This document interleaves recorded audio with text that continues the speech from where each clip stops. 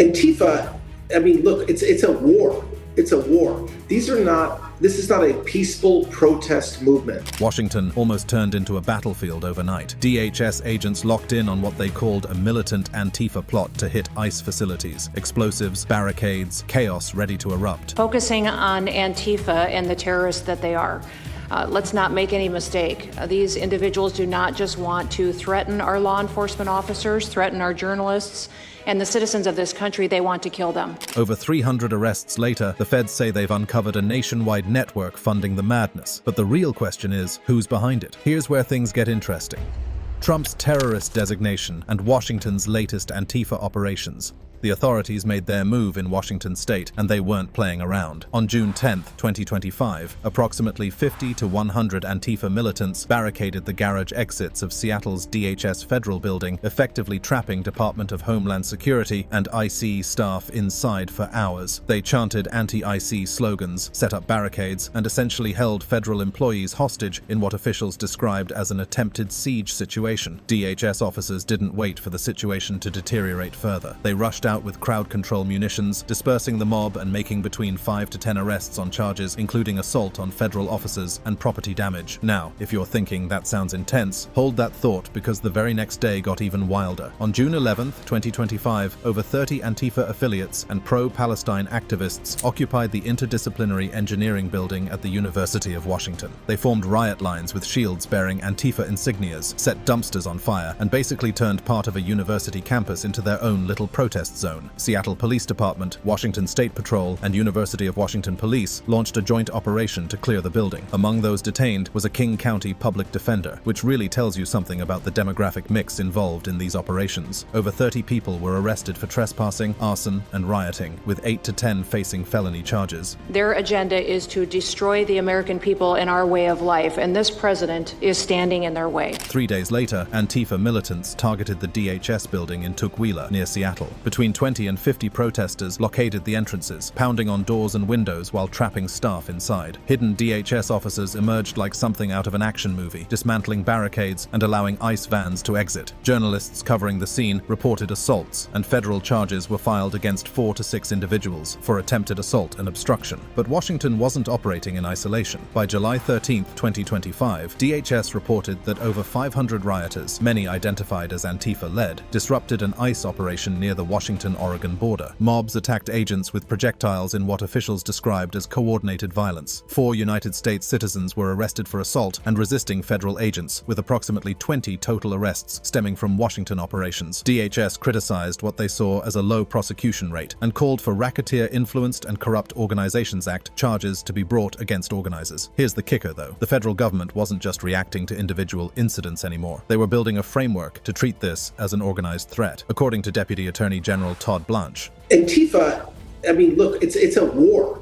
It's a war. This is not a peaceful protest movement.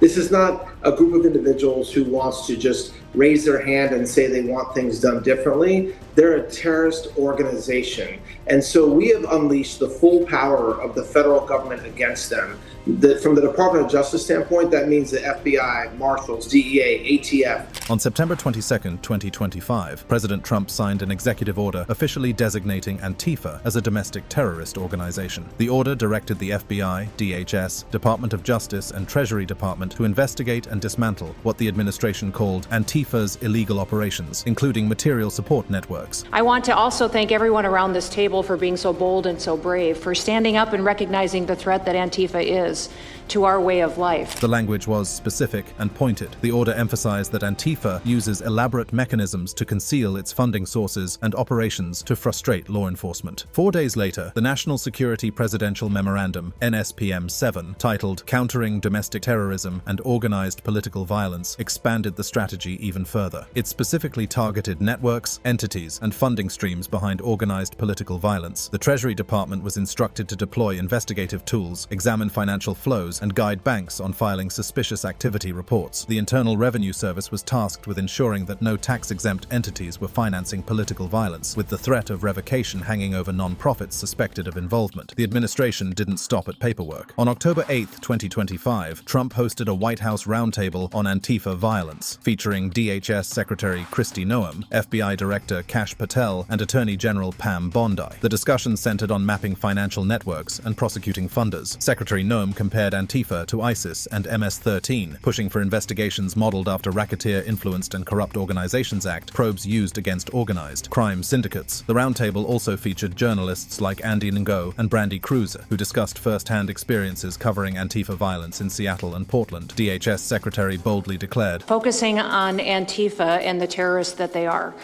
Let's not make any mistake. These individuals do not just want to threaten our law enforcement officers, threaten our journalists, and the citizens of this country. They want to kill them." The arrests in Washington were part of a broader enforcement push. DHS reported dozens of arrests for Antifa-linked violence nationwide, including attacks on IC facilities in Portland, Chicago, and Texas. In Chicago, on September 26, 2025, Elias Kepiter, a college professor with suspected Antifa ties, was arrested outside an ICE facility with a loaded gun and ammunition. His social media posts allegedly glorified violence against federal agents. In Eugene, Oregon, 5 to 10 people were arrested for blockading a federal building and attempting assault. In Alvarado, Texas, an Antifa cell allegedly shot at ICE officers, leading to multiple arrests, including one individual who was re-arrested for hindering prosecution. The numbers tell part of the story, but they don't tell the whole story. Across these Washington state incidents alone, approximately 40 to 60 arrests were made, according to DHS logs and local police department reports. But here's where the narrative gets murky. Despite viral social media posts and conservative commentary claiming over 300 Antifa members were arrested and sentenced in a single coordinated DHS operation, no official government source, mainstream media outlet, or fact-checking organization has confirmed such an event. The 300-plus figure appears to be a conflation of multiple incidents, including historical data from the 2020 protests when the Department of Justice announced over 300 federal charges nationwide related to George Floyd demonstrations, charges that were neither Antifa exclusive nor specific to Washington state. What is clear is that the federal government, under Trump's second administration,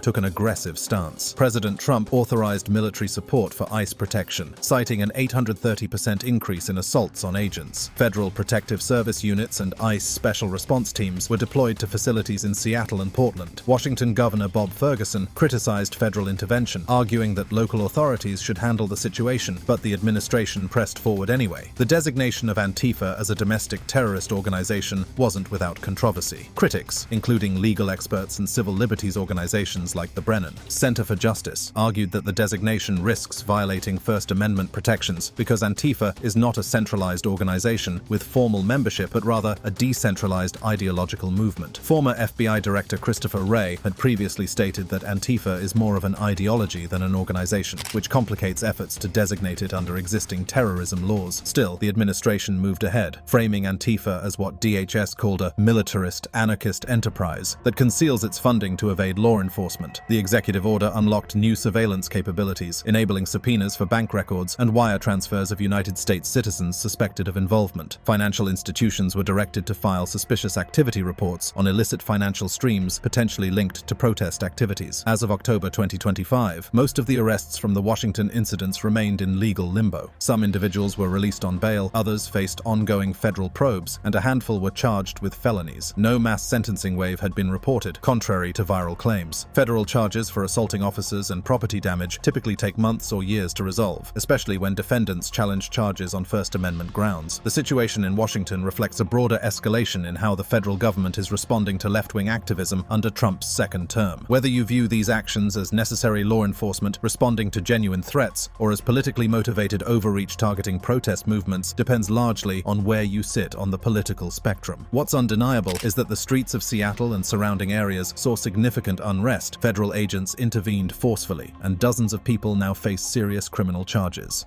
Washington's Antifa timeline and the escalating confrontations.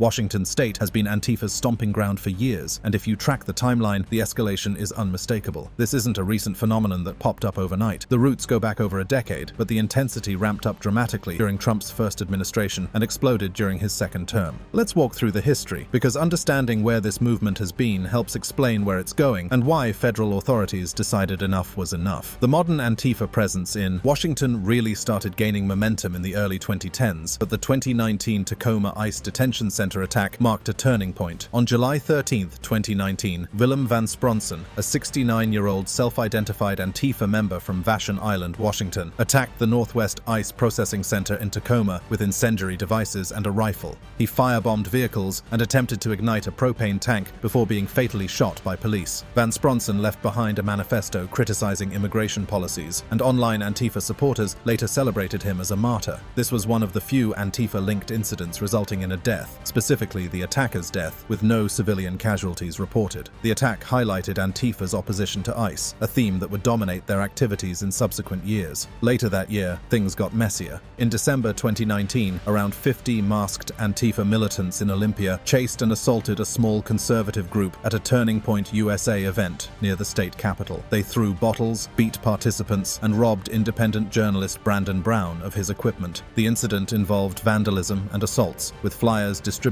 beforehand calling for action against fascists. Local law enforcement made arrests, but prosecutions were limited. Then came 2020, and everything went sideways. During the Black Lives Matter protests, Antifa militants were accused of seizing parts of Seattle's Capitol Hill neighborhood, creating what became known as the Capitol Hill Autonomous Zone, or CHAZ, later renamed CHOP. Armed activists controlled several blocks for weeks, leading to reports of violence, including shootings that killed 2 people. Right-wing media described it as an Antifa occupation, while mainstream sources characterized it as a protest zone that devolved into chaos. The zone was eventually cleared by police, but not before it became a flashpoint in national debates about law enforcement and protest movements. Around the same time, a related rumor in Forks, Washington, involved false claims of an Antifa invasion, fueled by social media disinformation from a white supremacist-linked account. Armed locals confronted a family of campers they mistakenly believed were Antifa operatives planning an attack. The incident underscored how misinformation about Antifa spread rapidly, creating panic even in areas where the movement had little actual presence. In February 2021, armed Antifa members wielding hatchets and knives besieged a hotel in Olympia, trapping guests inside amid fears of violence. Later that year, in September 2021, during an anti-vaccine mandate protest at the Washington state capitol in Olympia, about 24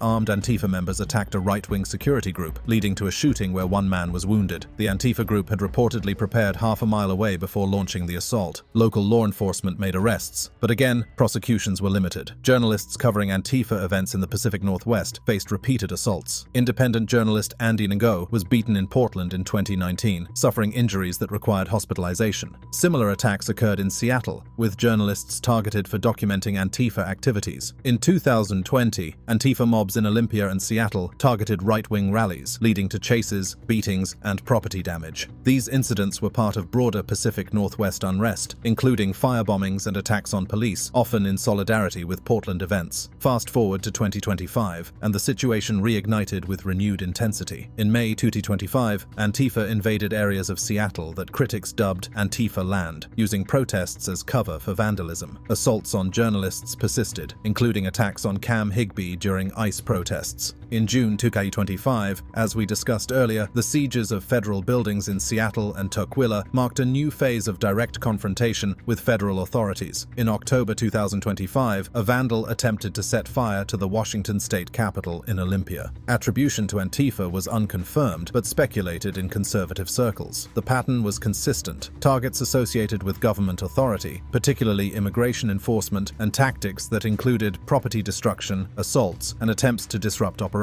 Throughout this timeline, arrests were common, but prosecutions were inconsistent. After the June 2025 incidents in Seattle, charges ranged from misdemeanors to felonies, but most cases remained pending as of October 2025. The legal process for protest-related charges often takes months or years, especially when defendants argue First Amendment protections or challenge the evidence against them. Beyond Washington state, Antifa's involvement in Washington, D.C. has been more limited. In December 2020, clashes with Proud Boys occurred, where both sides brawled, and police used pepper spray. Antifa was not involved in the January 6, 2021 Capitol riot, despite early false claims suggesting otherwise. Rioters on January 6 explicitly opposed Antifa, and fact-checkers thoroughly debunked attempts to blame the movement for the violence that day. The arrests across Washington state over the years number in the hundreds when you combine all incidents from 2019 through 2025. However, there's no single coordinated event where over 300 Antifa members were arrested and sentenced, contrary to viral claims. The numbers are spread across multiple incidents, jurisdictions, and years. Many arrestees were released on bail, faced minor charges, or had charges dropped due to lack of evidence or prosecutorial discretion. A 2021 report from the Center for Strategic and International Studies noted Antifa's involvement in low-level violence, but emphasized no fatalities directly attributed to them, contrasting with far-right extremism. However, conservative sources argue that Antifa has caused deaths and injuries through indirect actions, like riots that created dangerous conditions. The debate over Antifa's lethality versus far-right extremism continues to be politically charged. What's undeniable is that Washington state, particularly Seattle and Olympia, became focal points for Antifa activity. The movement's tactics evolved from counter-protests and street brawls to more organized assaults on federal facilities. The federal government's response evolved too, from localized arrests by city police to coordinated operations involving DHS, FBI, and military support for IC. The question that lingers is whether the crackdown will be effective. Antifa's decentralized structure makes it difficult to dismantle through traditional law enforcement methods. There's no headquarters to raid, no membership list to seize, no organizational bank accounts to freeze. The movement operates through affinity groups, social media coordination, and shared ideology, rather than formal hierarchy. That's what makes it so resilient and so frustrating for authorities trying to stop it. As the legal cases from 2025 work their way through the courts, we'll get a clearer picture of how aggressive prosecutors are willing to be and whether judges will uphold charges against defendants who argue they were exercising their First Amendment rights. For now, Washington remains a battleground, with federal authorities determined to prevent further attacks and activists equally determined to resist what they view as authoritarian overreach.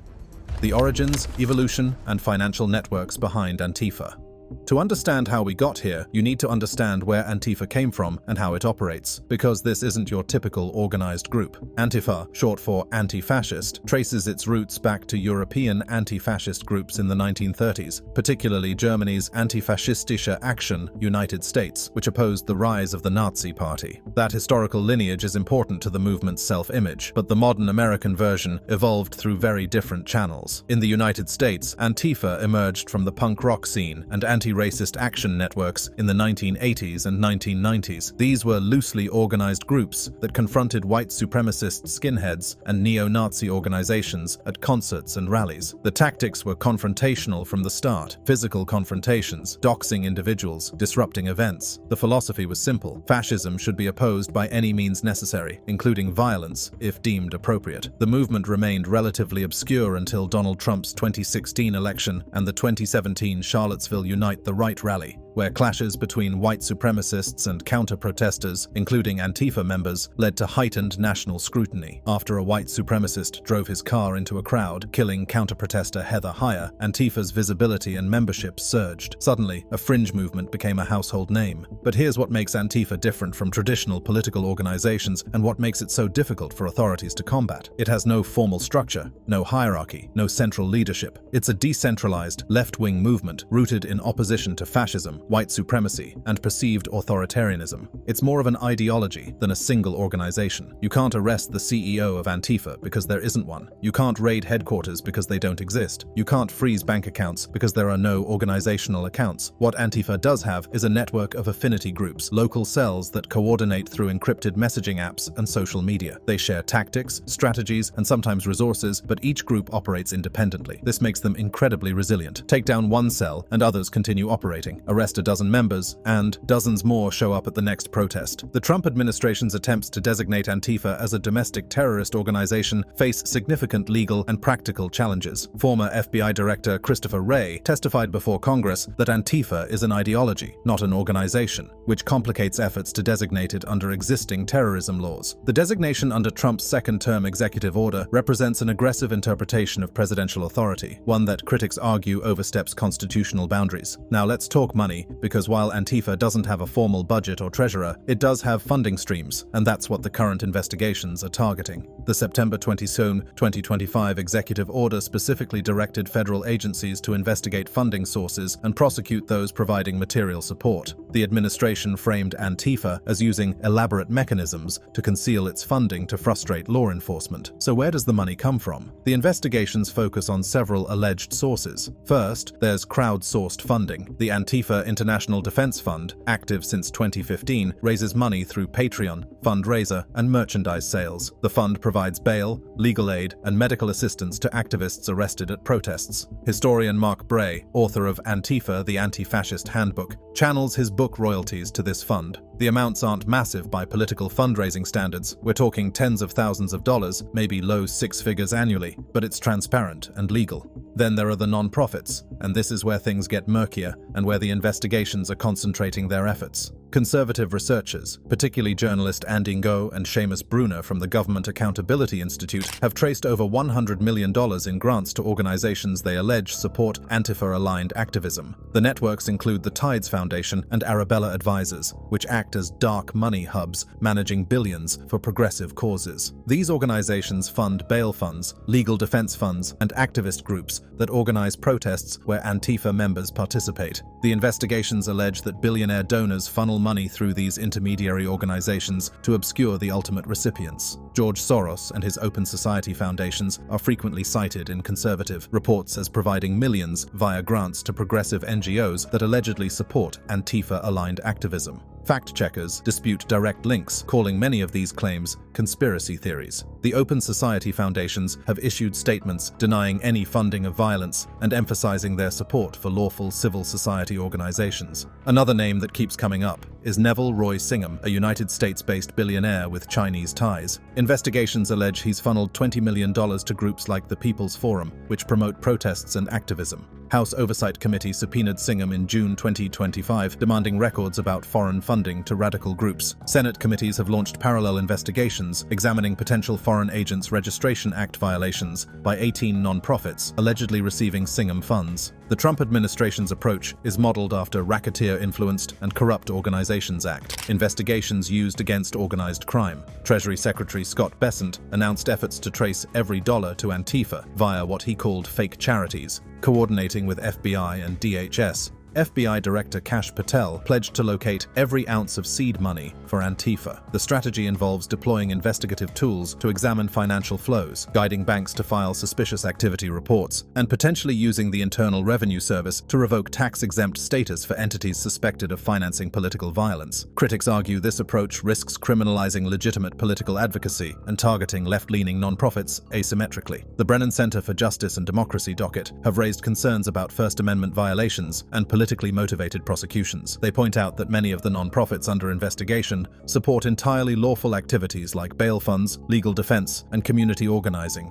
activities protected by the Constitution. Minnesota Attorney General Keith Ellison dismissed Antifa as non-existent organizationally, suggesting the investigations are politically motivated. Legal experts note that providing financial support to individuals engaged in lawful protest is constitutionally protected, even if some participants in those protests later engage in violence. Drawing a legal line between supporting protest movements and materially supporting criminal activity is extraordinarily difficult, as of October 2025, no major arrests or asset freezes have resulted from the funding investigations. Probes are ongoing, with Treasury, FBI, and congressional committees requesting records, issuing subpoenas, and conducting interviews. A classified briefing, reportedly delivered to Trump in October, included intelligence on Democrat-aligned billionaires funding Antifa via NGOs and foreign aid, but no public disclosures have followed. The historical arrest data tells a story of escalating but sporadic enforcement, starting with the 2002 ARA disruption of a white supremacist speech in Pennsylvania, where 25 people were arrested for disorderly conduct and assault, through the 2017 Berkeley protests, where approximately 20 to 30 people were arrested per event, to the 2020 George Floyd protests, where over 14,000 total arrests occurred nationwide, with few directly tied to Antifa in federal cases. Portland alone saw approximately 1,000 arrests in 2020.